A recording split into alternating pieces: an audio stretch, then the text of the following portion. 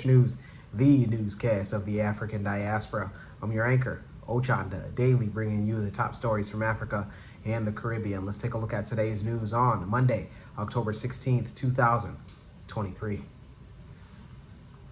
We go to Liberia, where there has been a tight race for the presidential seat.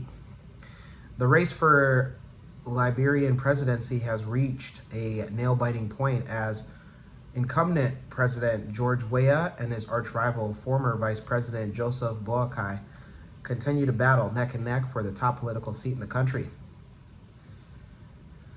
As of today's news, George Weah has accumulated 43.8% of the votes, with Boakai having about 43.54% of the total votes count so far. The election has become a fierce contest characterized by a razor-thin margin since the beginning of the announcement of the results back on October 11th. The president, according to local data, has been in the lead for the last 3 days. George Weah, a former international football star, has been in office since January 2018 and is running for re-election on a platform that highlights his achievements during his first term, including infrastructure development and economic reform. He has emphasized his commitment to continue these policies and bring further prosperity to Liberia.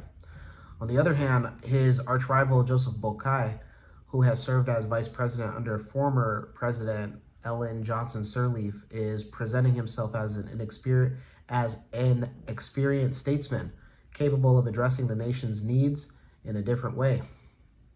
His campaign is focused on the issues of healthcare, education, and social welfare. Those in Liberia, let us know on who you are going for as the counts of the votes continue to come in.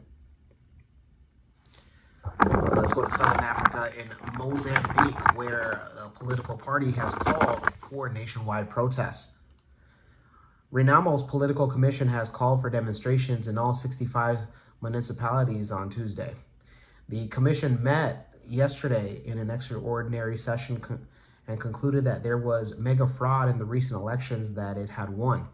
The political commission accuses Mozambique's president Nyusi and the Frelimo party of orchestrating the manipulation of the election results with a view to, quote-unquote, create an atmosphere of war in order to remain in power. In several municipalities, the voter registration lists delivered to the political parties were different from those in polling stations, accuses Renamo. Renamo considers that hundreds of ballot papers pre-marked in favor of the Frelimo party were discovered and denounced in many municipalities, and the police illegally detained Renamo representatives, including party poll watchers in several municipalities. Renamo considers this an authentic denial of free and fair and transparent elections and the truth expressed at the ballot box.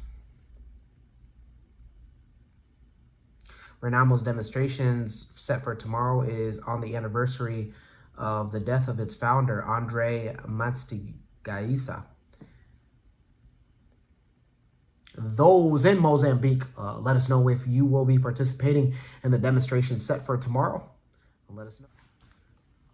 Let's stay in Southern Africa and go to Angola, where ministers of parliament reject an impeachment proposal.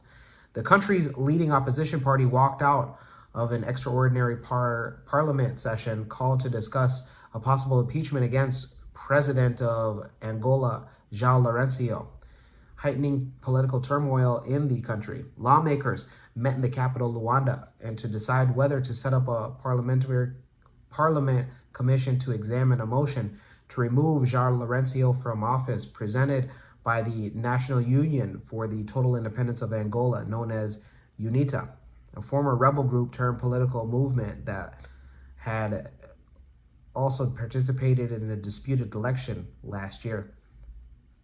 UNITA MPs walked out in protest and stated dictatorship ahead of the vote after the ruling party pushed for a public ballot.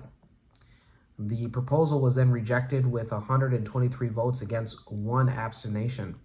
UNITA had presented a 100-page long motion to impeach João Lourenço earlier after months of preparations. It accused the current president of being an authoritarian and breaking budget rules and corruption.